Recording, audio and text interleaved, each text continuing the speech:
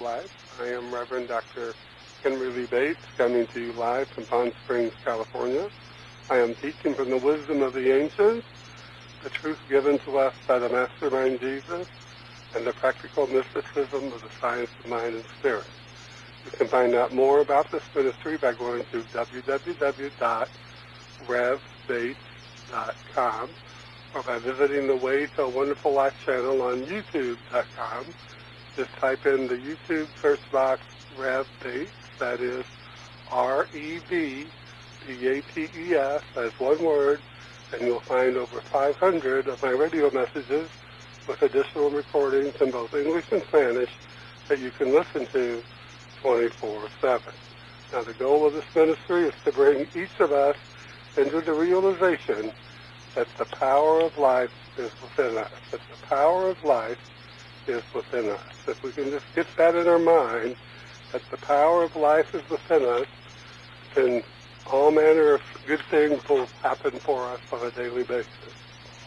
Now today, our message is titled, Jesus and Christmas. Jesus and Christmas. So this week I wanted to take the opportunity to present some words from the great Dr. Robert Bitzer, who was the founder of the Hollywood Church of Religious Science, and the first religious science master teacher that I was blessed to experience. So the following messages are from my personal library.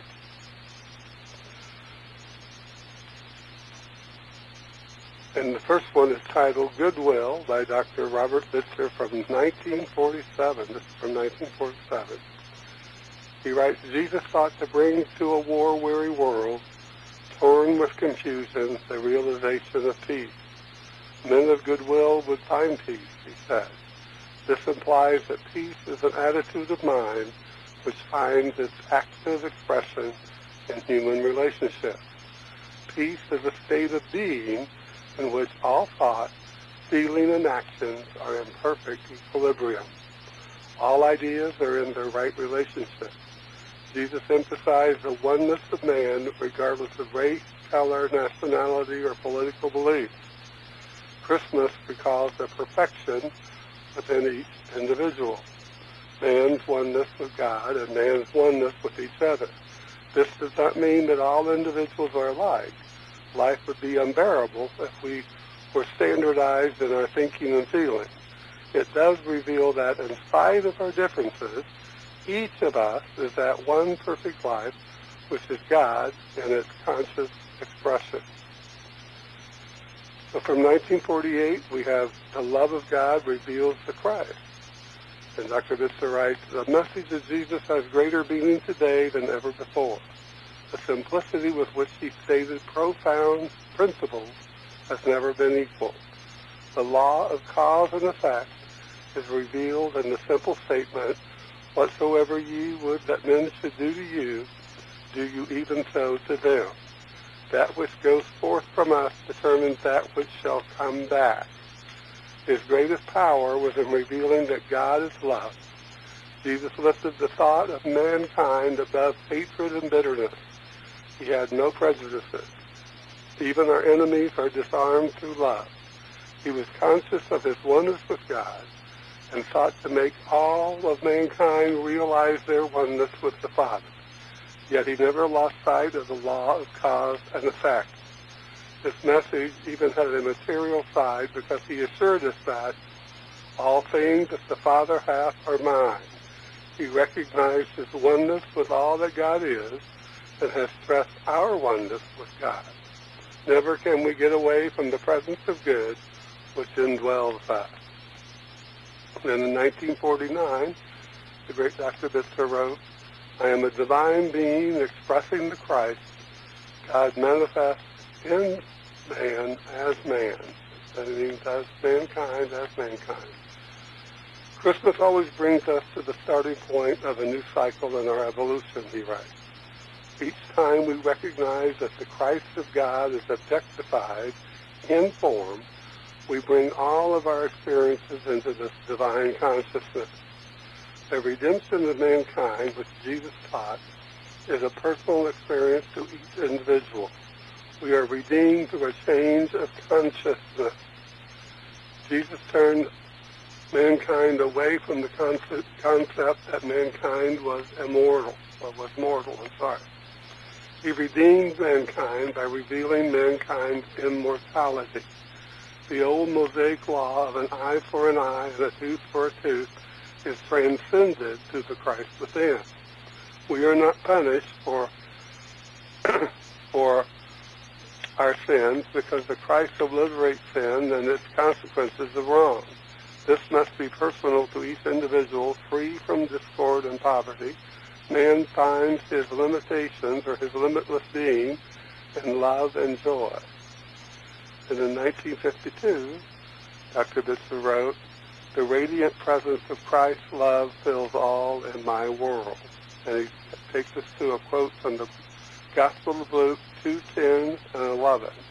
"Behold, I bring you good tidings of great joy, which shall be to all people. For unto you is born this day in the city of David a Savior, which is Christ the Lord." So Dr. Bitzer writes, when we are fully conscious of what we can do, there is no power in the universe that can prevent us. The Christ story illustrates this. When the time for the Christ to appear had come, the end seemed to be closed and no home to receive him. But an idea whose time has come must find its fulfillment. The lowly manger became a shrine to glory, which completely transcended everything around it. The most mundane expression is covered with light when the emphasis is placed upon the spiritual reality. The wise men had to come from the four corners of the earth in adoration. The mystics throughout the ages have known that nothing can hold back that which is their rightful heritage. So we want to thank Dr. Bitzer for the gift of light, for his wisdom, and for giving us this wonderful, wonderful insight into the Christ Spirit, which is the Spirit within all of us, and also the magnificence of the Mastermind Jesus. We know if we behold the Christ, we behold the love that is within each of us. God is love. Love heals, prospers, forgives, and blesses. As we heal, prosper, and bless all others. Only love heals, nothing else does. Because this is all healing, just like everything that happens to us is commanded by the law of cause and effect. In the scripture we can read, "As you sow, so shall you reap." Up in the book of Matthew, the Gospel of Matthew, I should say, 19:16, "And behold, one came and said unto him, Good master, what good thing shall I do, that I may have eternal life? And he said unto them, Why callest thou me good? There is none good but one, and that is God." There is none good but one, and that is God. It's from the Mastermind Jesus. And this statement by the Mastermind Jesus is one of his most radical. It defies human opinion that we must strive to be considered good, based on the opinions, rules, and regulations formulated by the world. There's only one good, and that is God. The good that we do is God expressing through us and as us. We cannot be judged good, for no one knows our heart except the indwelling presence of God. To strive to be good oftentimes manifests as self-righteousness and piety. We're incapable of being good because we really don't know what good is. Our human intellect is too limited to comprehend good, for good is God and God is infinite. Good or God is changeless, while human ideas and concepts of good are forever changing. Now, the radical Jesus, during his ministry, went from city to city. Although it is difficult for most of us to understand, he was considered vile and blasphemous by a great many people of his time. Why? Because he defied their traditional ideas and concepts of good and evil. He consistently broke many of the man-made rules that limited the masses to a concept of God created in the image of man. a God of reward and punishment, a God that condemned the so-called sinner and rewarded those who lived according to man's idea of good. Jesus knew that many of those who put on a face of piety in public were hypocrites in their hearts. And even beyond that, he knew that all the rituals and traditions that the people followed striving to be good were nonsense. None of these things could possibly make us good or soften a wicked heart. Most of the rules and regulations imposed on the masses were to empower the religious leaders by giving them a form of measurement in which to judge good or lack of good in the individual. Like, do you observe the Sabbath? Do you observe the Sabbath? Yes, then you are good. Do you break the Sabbath? Then you are not good. But in Matthew 12:1, the Gospel of Matthew 12:1, at that time Jesus went on the Sabbath day through the corn, and his disciples were a-hungered, and he began to pluck the ears of corn and to eat. But when the Pharisees saw it, they said unto him, Behold, thy disciples do that which is not lawful to do upon the Sabbath day. Jesus had broken the Sabbath. He understood that there is no God that desires for us to go hungry, to suffer, to struggle, to be lonely, broke, or sick. He knew that sin was a human concept that denies that man is created in the image and likeness of God. He knew that most of the judgments that we face today and those of the past are nonsense and have nothing to do with our goodness, which is God, ever present within us. Not our humanness, but our divinity. There is only one good, and that good is God, from which all good comes. So as we cease our striving to be good, we will begin to be free. And from the teachings of Jesus, we realize that all is God and all is mine. God imaged us into being, and in the same manner, we create through our mind and imagination. In other words, we image in the likeness of God. This is the great secret that Jesus taught, that we do have dominion and authority over the things that concern us, as we take dominion over our mind and think towards the good or God. The Christ in Jesus, referred to in the science of mind as the indwelling presence of God, works through our thoughts and ability to image or imagine. As we give power to our imagination through persistence, we can change our circumstances. We can move from our humanness to the power that is our divine inheritance. So as we look at the teachings of Jesus, it is the Father's good pleasure to give you the kingdom, and the kingdom of heaven is within you. These are both statements from the Mastermind Jesus. We can cultivate a conviction of faith that whatever good we can imagine for ourselves, the way will open up for us to experience it. But we must cultivate faith in our ability to do so by connecting with the Christ, or the indwelling presence within us, and open our mind to infinite possibilities. This is why the Mastermind Jesus taught us to go directly to God. Enter into the closet of our mind, and in the secret place we can commune with God. It is in this communion with God that we receive the ideas and inspiration that create the kingdom of heaven within. And as the Mastermind Jesus stated, these things I do, and greater things still shall you do. Think of that. Think of that, those words.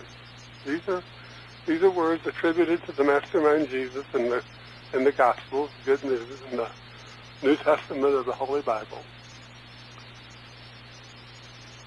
These things I do, and greater things still shall you do. Was he wrong? Are we supposed to say, we're nothing in comparison to Jesus? Jesus was telling us that we have the ability to do it. We have the ability to do things, great things, wonderful things. But we have to believe that we do. And we can't be looking to someone outside of us, not even a Jesus, to do these things for us. Greater things. These things I do, and greater things still shall you do, he said. Then I have an interesting quote here from Tim Rice and Andrew Lloyd Webber from the play and the movie Jesus Christ Superstar. And it goes, "And all the good you've done will soon be swept away. You've begun to matter more than the things you say. And all the good you've done will soon be swept away. You've begun to matter more than the things you say." That means that we're doing our stuff. But our words don't mean anything if we don't take action. There won't be any greater things still that we shall do if all we do is talk about doing the greater things and we don't take any action. We don't take any opportunities to step outside of the box, outside of what we've done in the past, and do something different, do something bold. And here we are at the end of 2020, and it's Christmas. And so it is Christmas, and no matter what anyone's ideas or opinions about Jesus are, every intelligent person realizes from all the evidence around them that he perfected his consciousness to a greater measure than anyone else in history. And even though in this time of year the winter solstice was celebrated with lights and decorated trees way before the celebration of Christmas, few people truly care. The celebration of Jesus' life throughout most of the world dominates this time of year, and this is a fact. This is a fact. I saw an article in the newspaper a few years ago that even in Dubai they put up a Christmas tree. Now, we know that Christmas trees have nothing to do with Jesus. We know that the lights have nothing to do with Jesus and gift giving and all that. But it has to do with the consciousness of a man like Jesus.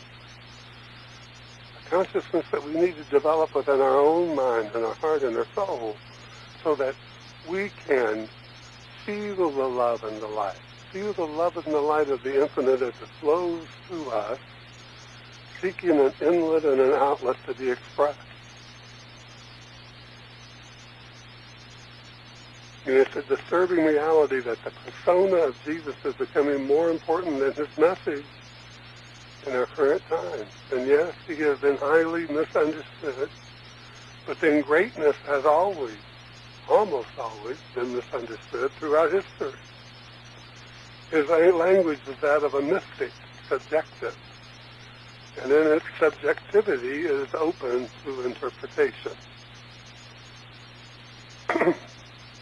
In metaphysics, we understand that his language was affirmative and evolutionary. His goal was not to be the basis for religion, but to expand on the philosophy of Judaism. Judaism is a monotheistic religion which believes that the world was created by a single, all-knowing divinity, and that all things within that world were designed to have meaning and purpose as part of a divine order. And I would like to share with you my ideas regarding a few of Jesus' most important teachings from a metaphysical perspective. These statements are taken from the Sermon on the Mount. The Sermon on the Mount. Those are the Gospel of Matthew 5:16. "Let your light so shine before men that they may see your good works and glorify your Father which is in heaven." Now, it is our great privilege and responsibility to demonstrate God's good in our lives. Our lives are a contradiction of principle. It is the Father's good pleasure to give you the kingdom if we do not. No matter what we may be going through, we should maintain the face of faith and hope in God's eternal goodness and givingness. Then we go to Matthew 5:20. "For I say unto you, that except your righteousness shall exceed the righteousness of the scribes and Pharisees, you shall in no case enter into the kingdom of heaven." So this is one of the mastermind Jesus' most radical statements. He is telling us not to concern ourselves about the opinions of the religious leaders, for they know every letter of the law, but have no love in their hearts, he said. Religion, by and large, is not evolutionary. It holds to traditions and symbols that cause it to become stagnant in yesterday's awareness of God and the Spirit. Spirit is always evolving the minds of mankind, but religion and those who teach it usually rely on history. We're not living in the Old Testament, nor are we living in the New Testament. We are living in the Now Testament, the Now Testament. Too often, religion continues to hold us to the understanding of the ancients. Way back. Let's go to Matthew 5:29. And if thy right eye offend thee, pluck it out, and cast it from thee. For it is profitable for thee that one of thy members should perish, and not that the whole body should be cast into hell. And if thy right hand offend thee, cut it off, and cast it from thee, for it is profitable for thee that one of thy members should perish, and not that thy whole body should be cast into hell. Says it again. So think about what he's saying. He's not telling us to physically dismember our bodies. He's telling us to forget those things of the physical that hold us. Separate and apart from the spirit that we are. We're a spirit having a human experience. We're a spirit having a human experience. So give up the physical falseness and claim the spirit of your life. Takes us back to that power of life that is within us. You go to Matthew 5:29. Let's continue on. We are not to judge according to sight, but according to faith. Judging according to what we see can lead us into making mistakes and miscalculations, and can even cause us to lose hope and experience despair, which is hell. Whatever we are holding on to, we need to let it go. Let it go. That's what he means by cutting it off. Let it go. Let it go. We cannot move forward in life as long as we are holding on to old ideas and things that no longer benefit us. This holding on can create hell. That is, the negative consequences in our lives. We must trust in the infinite possibilities that are available to us. Holding on creates limitation. It creates limitation in our consciousness and in our life experiences. So let's move on to Matthew 5:44.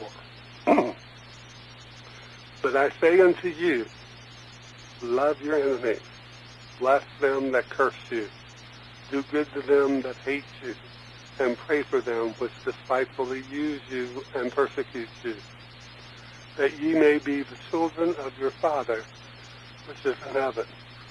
For he maketh his sun to rise on the evil and on the good, and sendeth rain on the just and on the unjust. And sendeth rain on the just and the unjust. And let's keep in mind, when Jesus said you are children of your Father, but what was he referring to when he said Father? He wasn't talking about a big guy in the sky. He said the Father is Spirit. Spirit. Spirit is mine. Spirit. Spirit is mine. Unseen. It's like the air that we breathe. Unseen. But yet, we can't live without it. Except we can't really live without the recognition that life is God, that all life is God, our life is God, if we want to have a good life.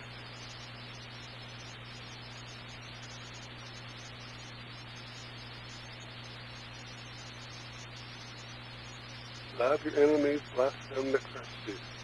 For he maketh his sun to rise on the evil and on the good, and sendeth rain on the just and on the unjust. Those are powerful words. It's a powerful call to bless those that curse us. Oftentimes, in our humanness, it's almost impossible. So as we become aware that we are not God, that all that we are is God, then we understand that we must do life as God does. Our human experience on this planet is just a moment in eternity. All things change. Our friend of today may be our enemy of tomorrow, and vice versa. There is no good or evil except that thinking makes it so. For the infinite makes it all good in its own mysterious way. In its own mysterious way. Matthew 6:21. For where your treasure is, there will be your heart also. Where your treasure is, there will your heart be also. And this is one of the greatest psychological truths espoused by the Mastermind Jesus. We do not become accomplished by doing something that we do not love. Our relationships are not attractive to us if we do not love those with whom we are involved with. Everything is guided by the heart, and the heart is the center of the subconscious mind, the guiding force of power in our lives. Jesus, love is your true self, which brings forth from God the indefinable, everlasting fountain of existence. Think about that. Think about that.